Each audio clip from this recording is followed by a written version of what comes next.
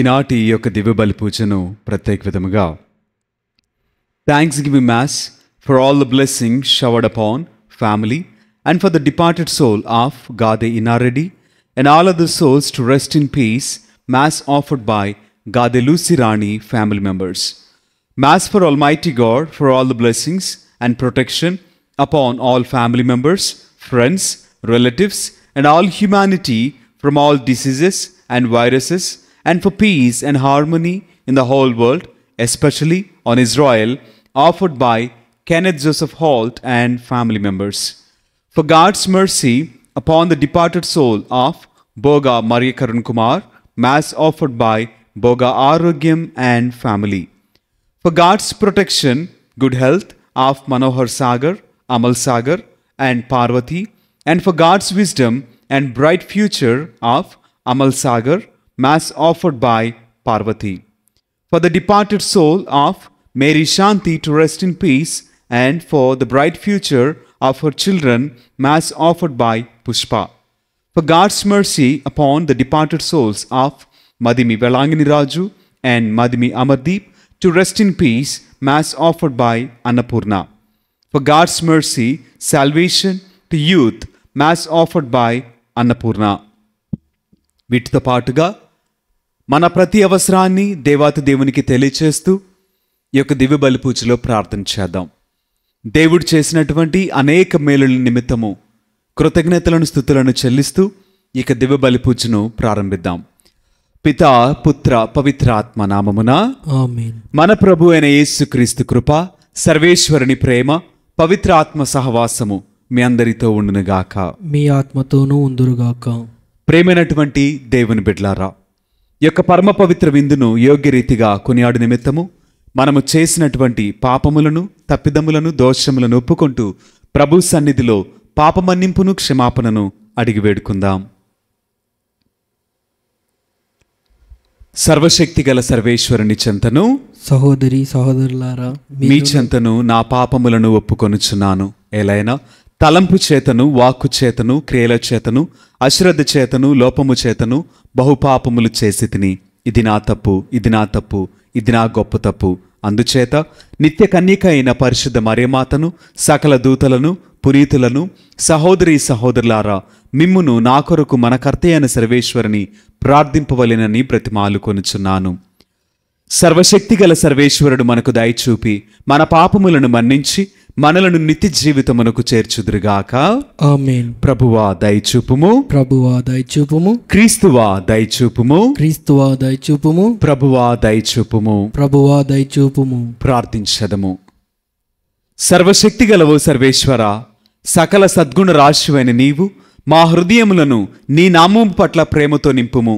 తద్వారా నీ పట్ల గాఢమైన పూజ్యభావమును కలిగించి మాలోని మంచిని పోషించి పెంచుము.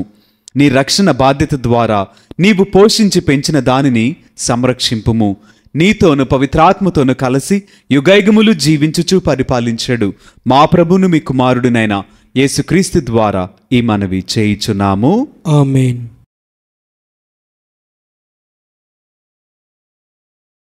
పునీత చిన్నప్ప గారు కొరింథీయులకు రాసిన మొదటి లేఖ 2వ అధ్యాయము 1వ వచనము నుండి 5వ వచనం వరకు. సోదరులారా, దేవుని రహస్యమును మీకు బోధింపవచ్చినప్పుడు గొప్ప పదజాలము కానీ మహత్తరమైన పాండిత్యము కానీ నేను ఉపయోగించలేదు. నేను మీతో ఉన్నప్పుడు యేసుక్రీస్తుని గూర్చి అందును ముఖ్యముగా శిలువపై ఉన్న ఆయన మరణము గూర్చి తప్ప మరేమీ తెలుసుకోనకూడదని నేను నిశ్చయించుకుంటుని. కనుక నేను మీతో ఉన్నప్పుడు బలహీనుడితోనూ భయముతోనూ మరియు ఎంతో వణుకుతూ ఉంటిని. నా ఉపన్యాసమును మరియు నా సువార్త ప్రకటన జ్ఞానయుక్తమైన తీయని పలుకులతో గాక దేవుని ఆత్మశక్తిని నిరూపించు ఉండెను. కనుక మీ విశ్వాసము మానవ వివేకముపై కాక దేవుని శక్తిపై నిలిచి ఉన్నది. ఇది ప్రభుని వాక్కు. సర్వేశ్వరునికి వందనములు.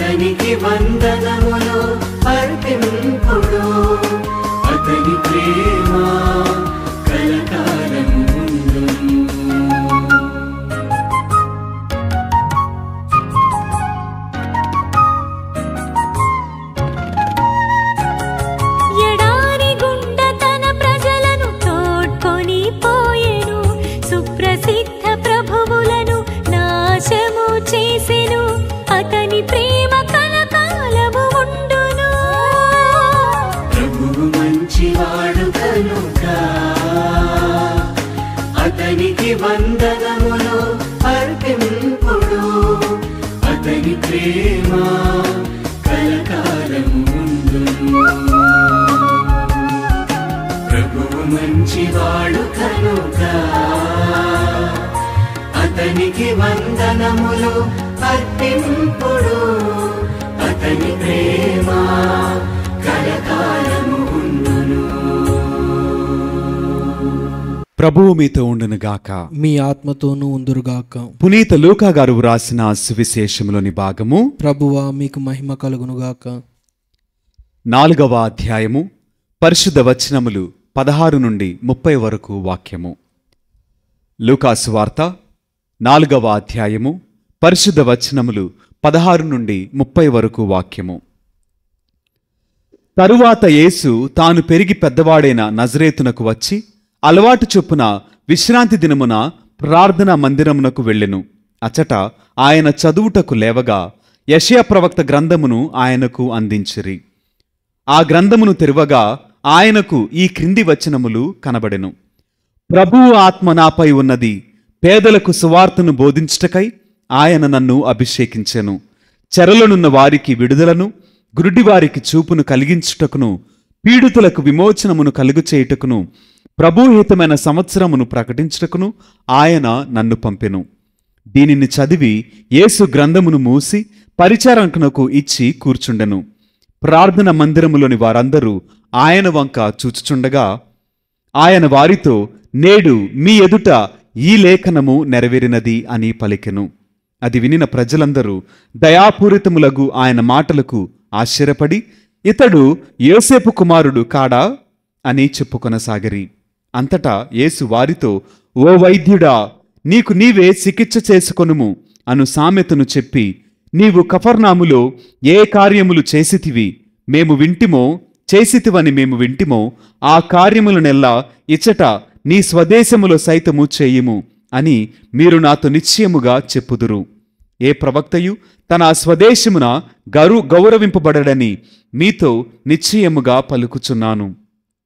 వాస్తవము ఏమనగా, ఏలియా కాలమున 3 సంవత్సరముల 6 మాసములు అనావృష్టి వలన దేశమంతటా గొప్ప కరువు వ్యాపించినది. ఆనాడు ఇశ్రాయేలీలలో పెక్కుమంది విధవరాండ్రు ఉండినను సీదోనులోని సరెప్తా గ్రామమున నివసించు విధవరాలి యొద్దకు మాత్రమే ఏలియా పంపబడెను. ప్రవక్తయగు ఎలీషా కాలమున చాలా మంది కుష్ఠరోగులు ఉన్నను సిరియా నివాసియగు నామాను తప్ప మరి ఎవ్వరునూ స్వస్థత పొందలేదు అని పలికెను. అప్పుడు ప్రార్థనా మందిరములోని ప్రజలు అందరూ యేసు మాటలకు మండిపడిరి. వారు లేచి యేసును నగరము వెలుపలకు నెట్టుకొనిపోయి తమ నగరము నిర్మింపబడిన పర్వతాగ్రమునకు తీసుకొని వెళ్ళి అచట నుండి తలక్రిందుగా పడత్రోయ తలంచిరి. కాని యేసు వారి మధ్య నుండి తొలగి తన దారిని తాను వెళ్ళిపోయెను. ఇది క్రీస్తుని సువిశేషము. క్రీస్తువా మీకు స్తుతి కలుగునుగాక. Praise the Lord, praise the Lord, praise the Lord, praise the Lord. Hallelujah, hallelujah, hallelujah, hallelujah, hallelujah. Hallelujah. దేవునికి మహిమ కలుగునుగాక. ఆమేన్, దేవుడు మనలను దీవించునుగాక. ఆమేన్. ప్రేమైనటువంటి దేవుని బిడ్డలారా, మనందరికీ కూడా దేవుడు మరొక సమయాన్ని ఇచ్చాడు. మరొక వారంలోనికి దేవుడు మనల్ని ఆహ్వానించి మనందరితో వాక్యము ద్వారా మాట్లాడుతూ ఉన్నాడు. చదవబడినటువంటి ఈ వాక్యములో కొన్ని చక్కటి మాటలు మనము గమనించవచ్చండి. మొదటి మాట, ఈ వాక్యము చదువుతున్నప్పుడు నా దృష్టికి ఒక చక్కటి మాట ఇక్కడ కనిపించింది. ఏంటనంటే, తరువాత యేసు తాను పెరిగి పెద్దవాడైన నజరేతునకు వచ్చి అలవాటు చొప్పున విశ్రాంతి దినమున ప్రార్థన మందిరమునకు వెళ్ళెను. ఇక్కడ యేసుక్రీస్తు వారి యొక్క అలవాట్లు ఎలా ఉందంట అంటే, ప్రార్థన మందిరమునకు వెళ్ళటము యేసుక్రీస్తు వారి యొక్క అలవాటు. అది ఆయనకున్నటువంటి ఆహార్యము. ఇక్కడ మన అందరికీ కూడా చాలా చాలా అలవాట్లు ఉన్నాయి. కొంతమంది అంటారు సింగింగ్ హాబీ అంటారు, అలవాటు అంటారు. కొంతమంది గేమ్స్ ఆడటం హాబీ అంటారు. కొంతమంది చదవటము, మరికొంతమంది రాయటము. ఇట్లాగా ఒక్కొక్కరు వారికి నచ్చినటువంటి దానిని అలవాటుగా మార్చుకొని దాన్ని చేయుటలో వారు సంతోషిస్తూ ఉంటారు. ఎందుకని అంటే, వారికి ఏది పని లేదనుకోండి, అప్పుడు వెంటనే వాళ్ళు ఏం చేస్తారు అని అంటే వాళ్ళ యొక్క అలవాటును బట్టి కూర్చొని చదువుకుంటారు, కూర్చొని రాస్తూ ఉంటారు, పాటలు వింటూ ఉంటారు, పాటలు పాడుతూ ఉంటారు, కొంతమంది మ్యూజిక్ ప్లే చేస్తారు. ఇట్లాగా ఆ చేసేటువంటి పనిలో వారు సంతోషాన్ని వెతుకుతారు. ఇక్కడ యేసుక్రీస్తు వారు కూడా తాను సంతోషించటానికి, ఆనందించటానికి, బలపడటానికి, స్థిరపడటానికి ప్రార్థనను అలవాటుగా చేసుకున్నారంట. ఒకసారి మనం వాక్యాలు చదువుకుంటే లూకాసు వార్త 12వ అధ్యాయము 6వ వచనము మనం చదువుకున్నట్లయితే అక్కడ ఒక చక్కటి మాట మనం చదువుతున్నామండి.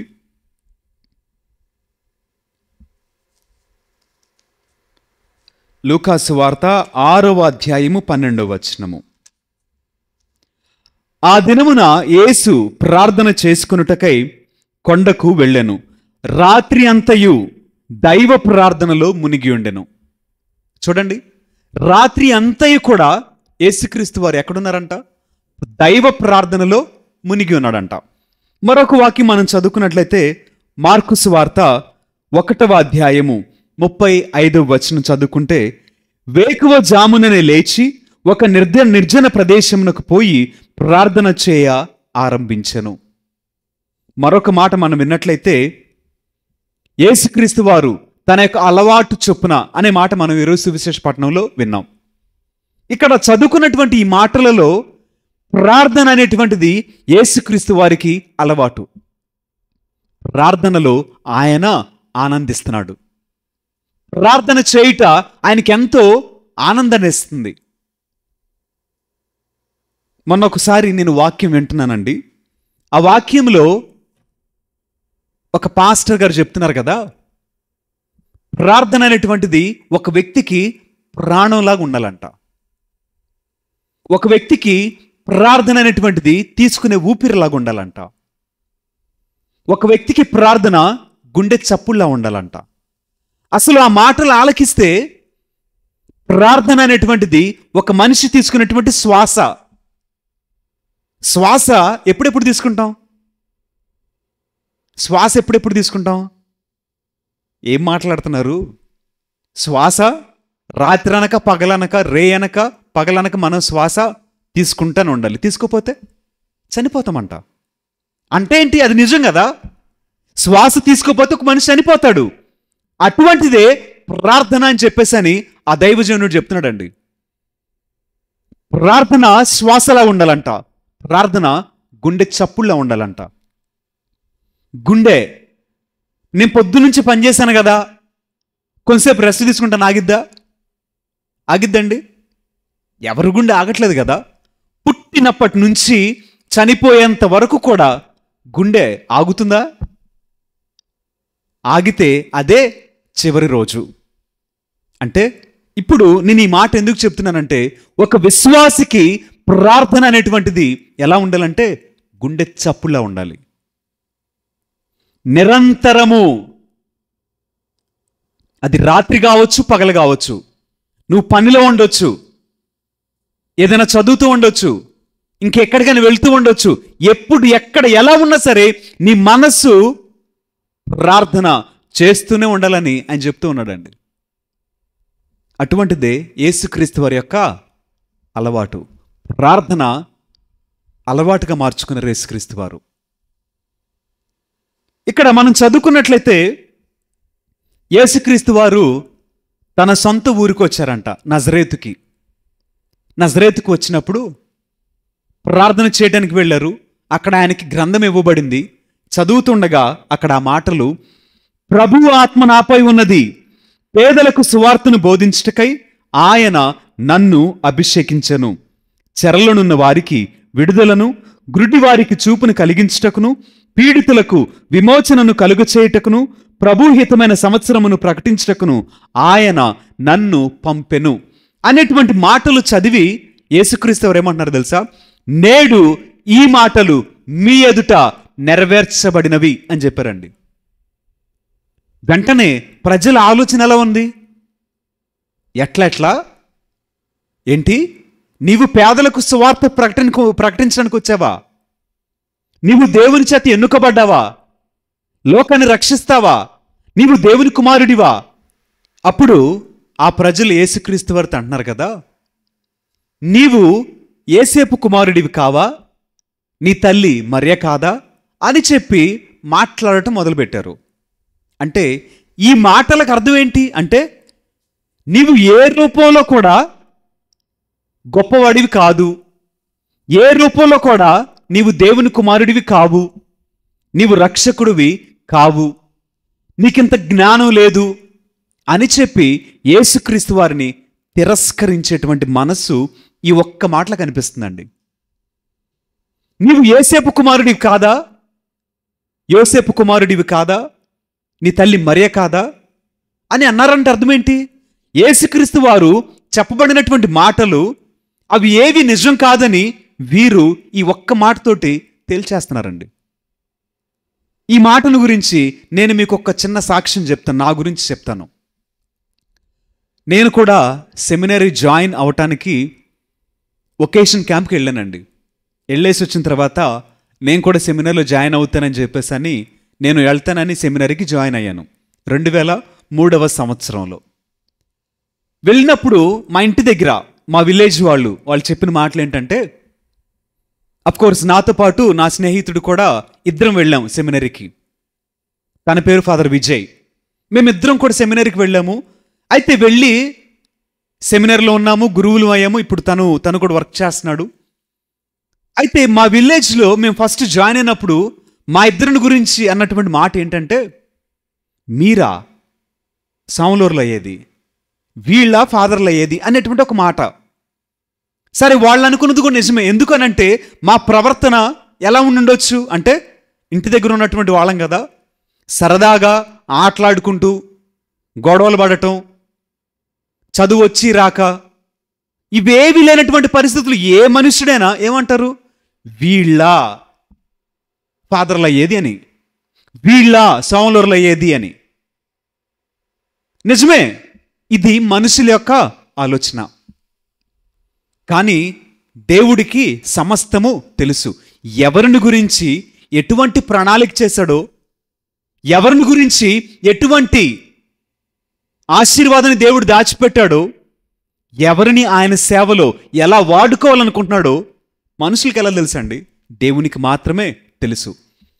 చదవబడినటువంటి ఈ మాటలు యేసుక్రీస్తు వారిని గురించి ఎంత సత్యమో, మమ్ములను గురించి దేవుని ప్రణాళిక కూడా అంతే సత్యము. ఆ దినము మేము సెమినరీకి వెళ్ళినప్పుడు మమ్ముల గురించి పలికినటువంటి ఆ నోళ్ళు ఈరోజు ఏమైనాయి? నోటి మీద వేలేసుకున్నారు. ఎందుకు? వీళ్ళ అయ్యేది అన్నటువంటి వాళ్ళే మేము అయ్యాము. అయ్యి 10 సంవత్సరాలు అయిపోయింది. ఇది 11వ సంవత్సరం. మీకు మరొక చక్కటి ఉదాహరణ చెప్తా. నేను 2017-18 సంవత్సరంలో వెళాంగిణిలో పనిచేశాను. ఆరోగ్యమాత పుణ్యక్షేత్రం, తమిళనాడు. అక్కడ పనిచేసి అక్కడ ఉన్న సమయంలో మా గ్రామస్తులు కొంతమంది ఉన్నారులేండి. వాళ్ళు ఎలా అంటే, ఏంటి అక్కడ మనూరు అబ్బాయి పనిచేస్తున్నాడా, నిజమేనా అని చెప్పి, నిజంగా చేస్తున్నాడో లేదో చూద్దాం అని వచ్చిన వాళ్ళు కూడా ఉన్నారండి. అంటే ఏంటి అంటే, ఒక సాములర్ అవ్వకూడదు ఫస్ట్ థింగ్, అయినా కానీ అక్కడ పని చేయకూడదు. ఎందుకు అంటే, నా స్థితిగతులు ఇంటి దగ్గర ఫాదర్ అవ్వకముందు ఒకటి, అయిన తర్వాత కూడా ఆ స్థితికి నేను రాకూడదనేటువంటి ఆలోచన, ఒకవేళ వచ్చినా నమ్మలేనటువంటి స్థితి మా ఊరి గ్రామస్తులది కొంతమందిది. కానీ దేవుడు నా కొరకు ఒక స్థలం ఇస్తే వీళ్ళు నమ్మితే ఎంత, నమ్మకపోతే ఎంత? అంతే కదా. నమ్మినంత, నమ్మకపోతే ఎంత? ఇక్కడ యేసుక్రీస్తు వారు చెప్పారు, దేవుని ఆత్మ నాపై ఉన్నది, పేదలకు సువార్తను బోధించుటకై ఆయన నన్ను అభిషేకించెను, లోకం యొక్క పాపములను తీసివేయటకు ఆయన పంపబడ్డాడని. నువ్వు నమ్మితే ఎంత, నమ్మకపోతే ఎంత? అది సత్యము, అది జరిగింది. నువ్వు నిరాకరించినంత మాత్రాన, నువ్వు నమ్మనంత మాత్రాన ఆయన రక్షకుడు కాకుండా పోలేదు కదా. ఆయన లోకములో తన పరిశుద్ధ రక్తమును చిందించకుండా పాపమునకు పరిహారం జరగలేదు కదా. ఇక్కడ నేను నీకేం చెప్పాలనుకుంటున్నాను అంటే, ఏ మనుష్యుడు నిన్ను నమ్మినా నమ్మకపోయినా, నిన్ను ఆదరించినా ఆదరించకపోయినా, దేవుని యొక్క ప్రణాళిక నీ ఎడల ఉన్నతముగా ఉన్నది అనేటువంటి సత్యాన్ని నువ్వు నమ్ము. ఇక్కడ అటు తర్వాత మనం చూసినట్లయితే, ఏ ప్రవక్తియు తన స్వదేశమున గౌరవింపబడనని మీతో నిశ్చయముగా చెప్పుచున్నాను అని చెప్పారండి. ఇక్కడ యేసుక్రీస్తు వారు ఎన్నో అద్భుతాలు చేశారండి, ఆశ్చర్యకార్యాలు చేశారు. మరి ఎందుకని అద్భుత ఆశ్చర్యకార్యములు తన సొంత గ్రామంలో జరగలేదు అంటే, ఆయనను వారు గుర్తించుటలో విఫలమైపోయారు. ఆయన శక్తిని, ఆయనకున్నటువంటి అధికారాన్ని, ఆయనకున్నటువంటి మహిమను గుర్తించుటలో విఫలమయ్యారు. కావుననే యేసయ్య అద్భుతాలు జరిగించలేదండి. ఇక్కడ మరొక 2 ఉదాహరణలు యేసుక్రీస్తు వారు చెప్పారు.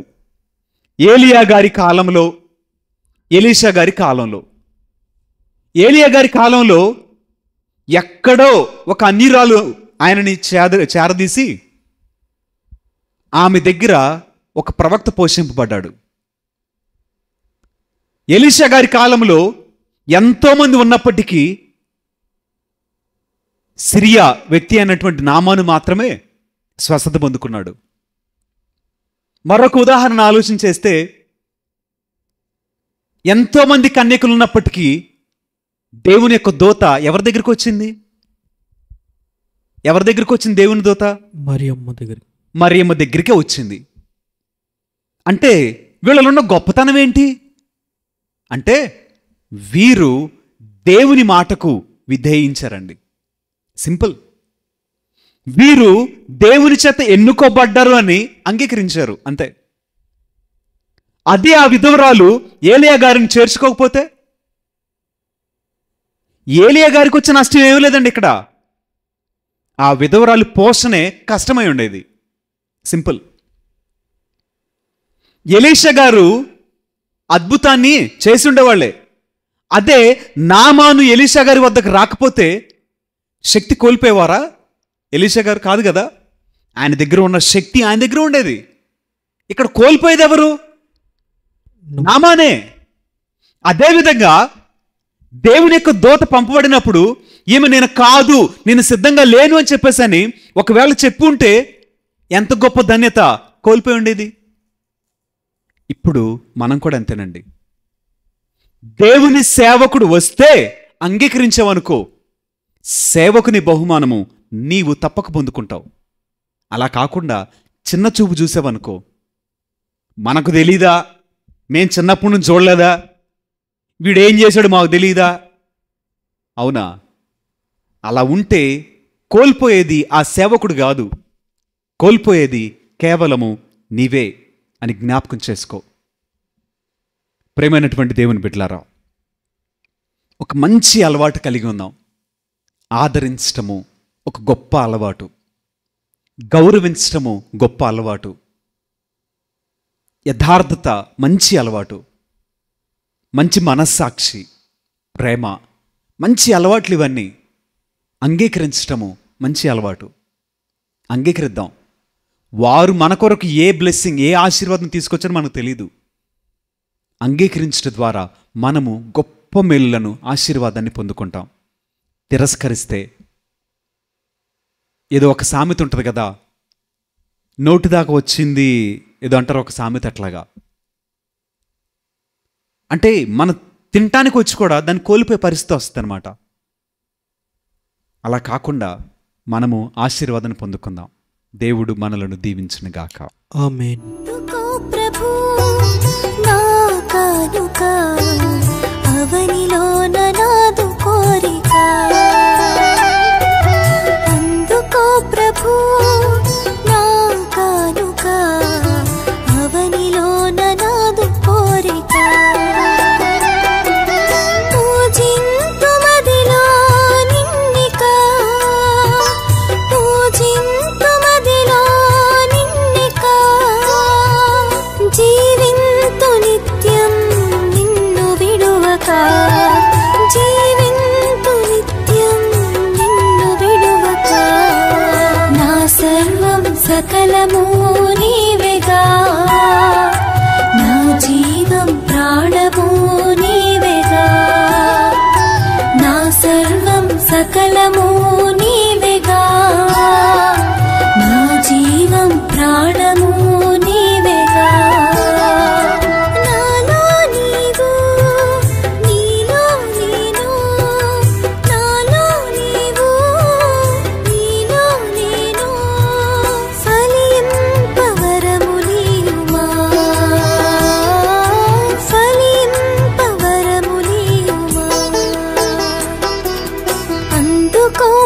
సహోదరి సహోదరులారా, నేనును మీరు నర్పించిన ఈ బలి సర్వశక్తి గలపితే అయిన సర్వేశ్వరునికి అంగీకారమగునట్టులా ప్రార్థింపుము.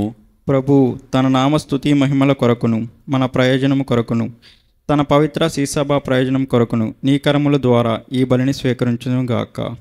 ఆమేన్. ఓ ప్రభువా, ఈ పవిత్ర అర్పణము మాపై నీ రక్షణ ఆశీస్సులను సదా కురిపించునుగాక. తత్ఫలితముగా మేము దివ్య సంస్కార రూపములో నిర్వహించుచున్న ఈ బలి మా నిత్య రక్షణ సాధనము అగునుగాక. మా ప్రభుని క్రీస్తు ద్వారా ఈ మనవి చేయుచున్నాము. ఆమేన్.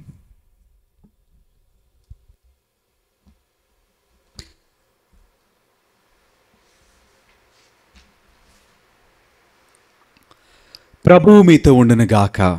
మీ ఆత్మతో ఉందునుగాక. మీ మనస్సులను ఉన్నతమునకు త్రిప్పుము. ప్రభు వైపు తిప్పి ఉన్నాము. మన దేవుడైన ప్రభువునకు కృతజ్ఞత తెలుపుదము. కృతజ్ఞత తెలుపుట యుక్తము న్యాయము. ప్రభు అయిన దేవా, పావన పితా, సర్వశక్తి గల నిత్య సర్వేశ్వర, మేము ఎల్లప్పుడూ నీ ఎచ్చోటను మీకు కృతజ్ఞతా వందనములు మా ప్రభు అయిన క్రీస్తు ద్వారా చెల్లించుట యుక్తము, న్యాయము, ధర్మము, రక్షణదాయకము. నీ వాక్కు అయిన క్రీస్తు ద్వారా సమస్తమును సృష్టించితివి. మమ్మును విమోచించుటకై నీవు పంపిన రక్షకుడు అతడే. అతడు పవిత్రాత్మ వలన శరీరము ధరించి కన్యక నుండి జన్మించెను. నీ చిత్తమును నెరవేర్చుచు నీకు పరిశుద్ధ ప్రజలను సంపాదించుచు అతడు తన హస్తములను చాచి శిలువపై శ్రమలను అనుభవించెను. ఇట్లు అతడు మరణపు సంఖ్యలను తెంచి ఉత్థానమును అనుగ్రహించెను. కనుక దేవదూతలతోనూ పునీతులతోనూ కలిసి ఏకస్వరముతో మీ మహిమను ప్రకటించుట ఎట్లనగా, దళాధిపతి అయిన సర్వేశ్వరుడు పవిత్రుడు, పవిత్రుడు, పవిత్రుడు. పరలోకమును భూలోకమును నీ మహిమతో నిండి ఉన్నవి. మహోన్నతమున హోస్సాన్న. ప్రభువు నామున వేచేవాడు ధన్యుడు. మహోన్నతమున హోస్సాన్న. ఓ ప్రభువా, నీవు నిక్కముగా పవిత్రుడవు. సర్వ పవిత్రతకు ఊటయు నీవే. కనుక మీ పవిత్రాత్మ ద్వారా ఈ కానుకలను పరిశుద్ధపరచ బ్రతిమాలుచున్నాము. ఈ విధమున ఇవి మా కొరకు మా ప్రభువైన యేసు క్రీస్తు శరీర రక్తములు అగునుగాక. అతడు శిలువ శ్రమలకు తనను తనిష్టపూర్తిగా అప్పగించుకునినప్పుడు అప్పమునందుకొని కృతజ్ఞతావందనములు చెప్పి స్తుతించి త్రుంచి శిష్యులకిచ్చుచు ఇట్లనెను, మీరందరూ దీనిని తీసుకొని భుజింపుము. ఎలైనా ఇది మీ కొరకు అప్పగింపబడునున్న నా శరీరము.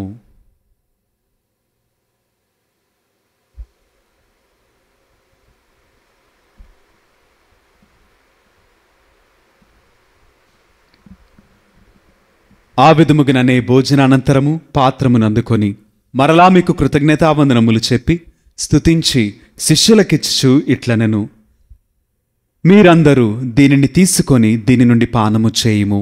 ఎలైనా ఇది నూతన నిత్య నిబంధన యొక్క నా రక్తపు పాత్రము. ఇది మీ కొరకును అనేకుల కొరకును పాప పరిహారమునకై ధారవేయబడును. దీనిని నా జ్ఞాపకార్థము చేయుము.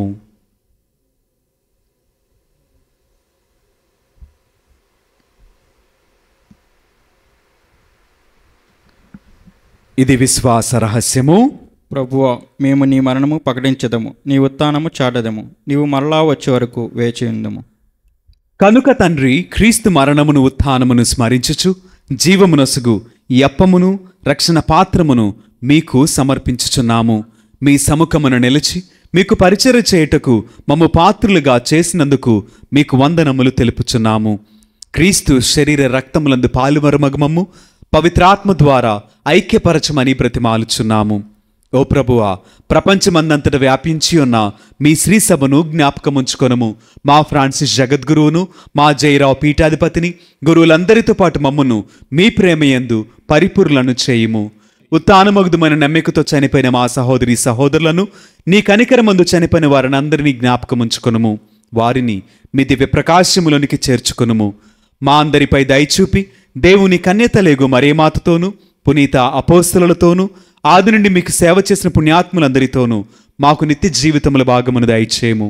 అప్పుడు వారితో కలిసి మేము మీ కుమారుడు యేసుక్రీస్తు ద్వారా మిమ్మల్ని స్తుతించి మహిమపరచదము.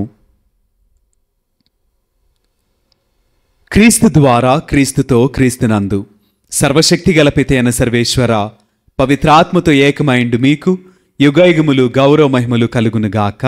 ఆమేన్. మన రక్షకుడు మనకు దయచేసినటువంటి పరమోపదేశమును అనుసరించి ప్రార్థింప సాహసింతము. పరలోకమందుండు మా యొక్క తండ్రి, మీ నామం పూజింపబడునుగాక, మీ రాజ్యం వచ్చునుగాక, మీ చిత్తము పరలోకమందు నెరవేరినట్లు భూలోకమందు నెరవేరునుగాక. నానాటికి కావలసిన మా అన్నము మాకు నేటికివ్వండి. మా యొద్ద అప్పుబడి వారిని మేము మన్నించినట్లు మా అప్పులను మీరు మన్నించండి. మమ్ము శోధనయందు ప్రవేశింపనివ్వక కీడుల నుండి మమ్ము రక్షింపుము. ప్రభువా, అన్ని కీడుల నుండి మమ్ము రక్షింపుము. మా ఈ రోజులలో మాకు శాంతిని ప్రసాదింపుము. మీ దయానుగ్రహము వలన పాపము నుండి మమ్ము విముక్తులను చేసి అన్ని కలతల నుండి సర్వదా కాపాడుము. మేము మోక్షానందమును మా రక్షకుడైన యేసుక్రీస్తు ఆగమమును నిరీక్షించుచుందుము. ఏలైనా నిరంతరము మీదే రాజ్యము, నీదే అధికారము, నీదే మహిమ. శాంతిని మీకు అనుగ్రహించుచున్నాను, నా శాంతిని మీకు ఇచ్చుచున్నాను అని మీ అపోస్తలులతో వచించిన ప్రభు అయిన యేసువా, మా పాపములను లెక్కింపక మీ శ్రీ సభ విశ్వాసమును వీక్షింపుము. మీ చిత్తము ప్రకారము మీ సభకు శాంతిని ఐక్యమును అనుగ్రహింపుము. యుగయుగములు జీవించుచు పరిపాలించు ప్రభువా, ఆమేన్. ప్రభుని యొక్క శాంతి సమాధానములు ఎల్లప్పుడూ మీ అందరితో ఉండునుగాక, నీ ఆత్మతో ఉండునుగాక. ఒకరికొకరు సమాధానమును తెలుపుకొందుము.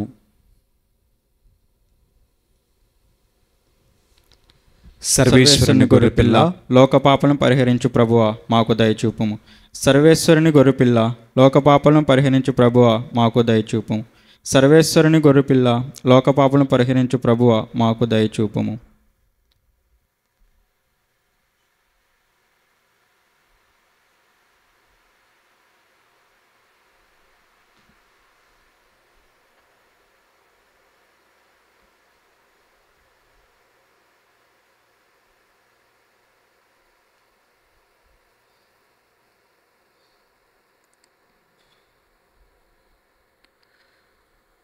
ఇదిగో సర్వేశ్వరుని దివ్య గొర్రెపిల్ల, ఇదిగో లోకం యొక్క పాపములను పరిహరించడి యేసుక్రీస్తు ప్రభువు. ఈ పరమ పవిత్ర విందుకు యోగ్యులముగా పిలువబడిన మనమందరము ధన్యులము. ప్రభువా, నీవు నా ఇంట ప్రవేశించుటకు నేను పాత్రుడను కాను, కానీ నీ ఒక్క మాట పలికిన నా ఆత్మ స్వస్థత పొందును. అమరమైన విందు ఇది, అమరలోక విందు, దివ్యమైన విందు ఇది, దైవసుతుని విందు. అమరమైన విందు ఇది, అమరలోక విందు, దివ్యమైన విందు ఇది, దైవసుతుని విందు. మధురమైన విందు ఇది, మరపురాని విందు. మధురమైన విందు ఇది, మరపురాని విందు. స్వస్థపరచును, శక్తినిచ్చును, ముక్తినొసగును ఈ విందు. స్వస్థపరచును, శక్తినిచ్చును, ముక్తినొసగును ఈ విందు. ఈ విందు అమరమైన విందు ఇది, అమరలోక విందు, దివ్యమైన విందు ఇది, దైవసుతుని విందు. ప్రార్థించదము. ఓ ప్రభువా, మేమిప్పుడు స్వర్గాహారపు బల్ల నుండి భుజించిన భోజనము ద్వారా మేము నూతనీకరింపబడితిమి. మా హృదయములు నీ ప్రేమయందు దృఢపడుటకు ఈ పరమవిందు మాకు సహాయపడునుగాక.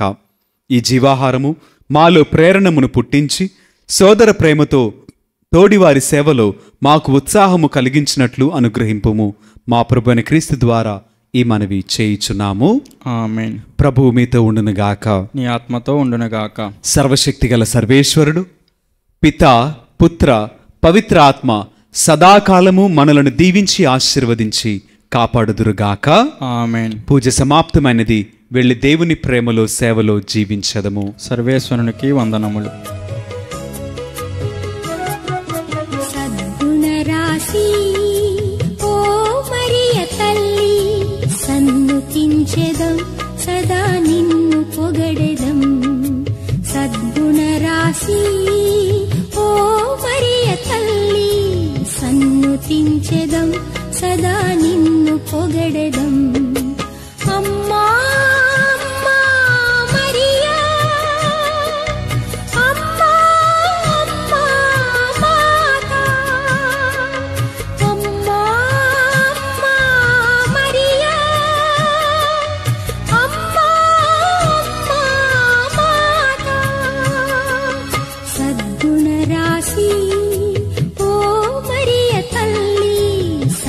స్తుతించెదం సదా నిన్ను పొగడెదం.